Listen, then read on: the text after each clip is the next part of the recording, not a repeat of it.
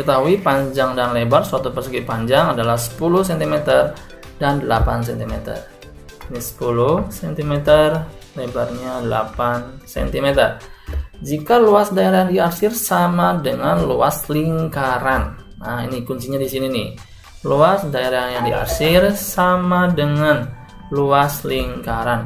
Maka jari-jari lingkarannya adalah berapa sentimeter? Pertanyaannya adalah jari ya.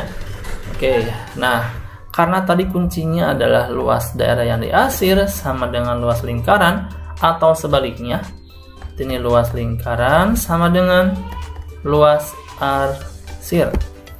Nah, luas lingkaran itu kan pi r kuadrat sama dengan luas yang diarsir, luas persegi panjang dikurangi luas lingkaran.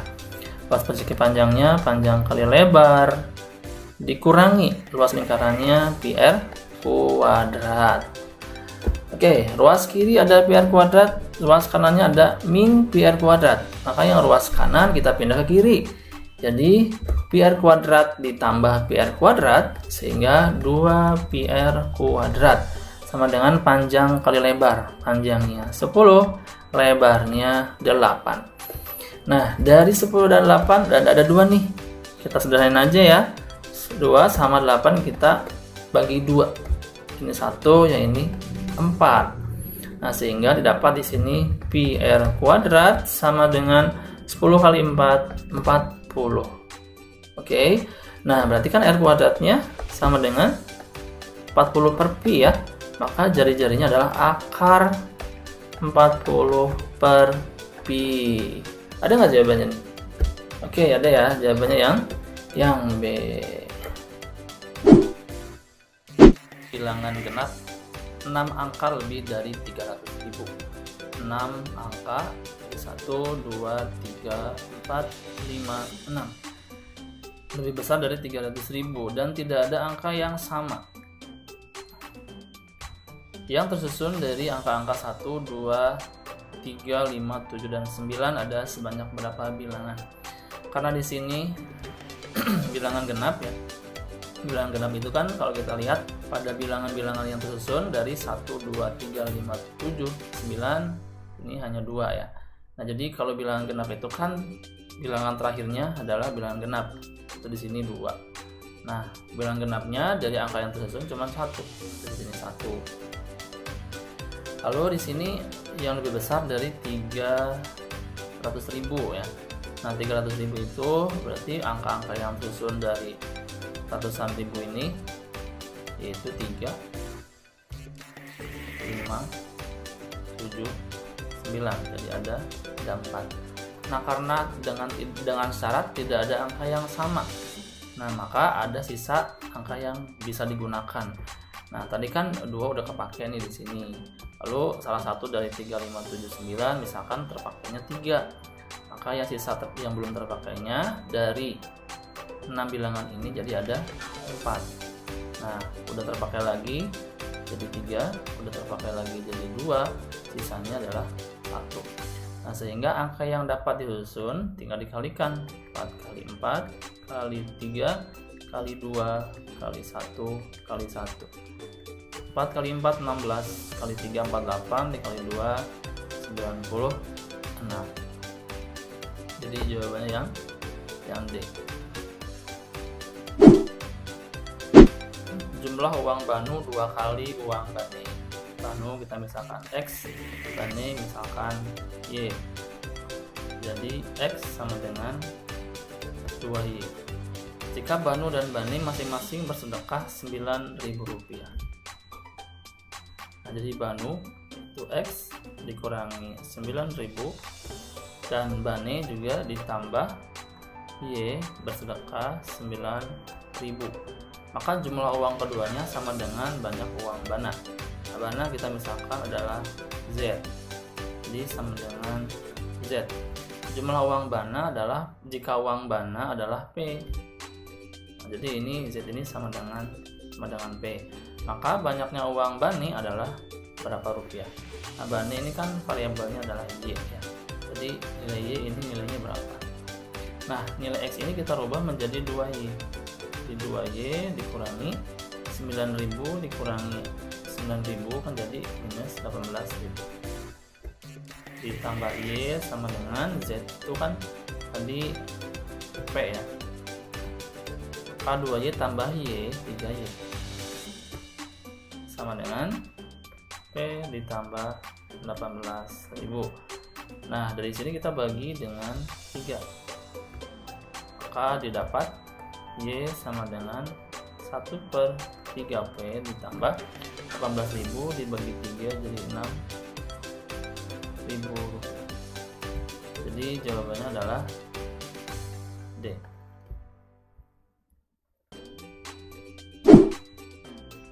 Berapakah jangkauan dari data S? Nah, kita akan menentukan pernyataan mana yang benar ya. Apakah dua-duanya atau salah satu saja? Atau dua-duanya enggak?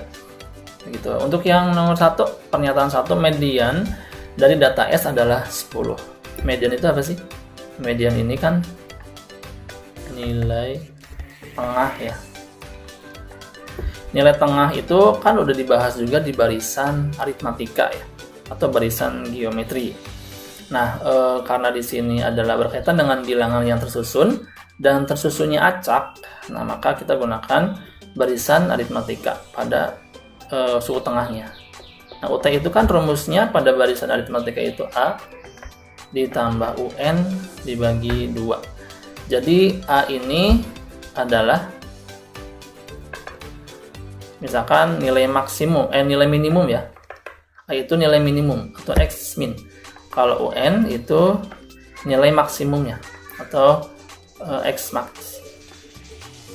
Gitu. Nah, udah untuk menentukan data maksimum sama minimumnya bisa kita gunakan rumus ini nih, rumus suku tengah pada barisan aritmatika. Nah, median ini kan median dari data S adalah 10. Nah, dari sini bisa kita tentukan nih. Nah, misalkan data minimum ditambah data maksimum itu dibagi 2 sama dengan 10 ya. Nah, jadi data minimum tambah data maksimum sama dengan 20. Nah, tapi pertanyaan di sini kan adalah jangkauan ya. Ini 20 ya. Nah, jangkauan itu apa sih? Jangkauan ini kan X max dikurangi X min ya.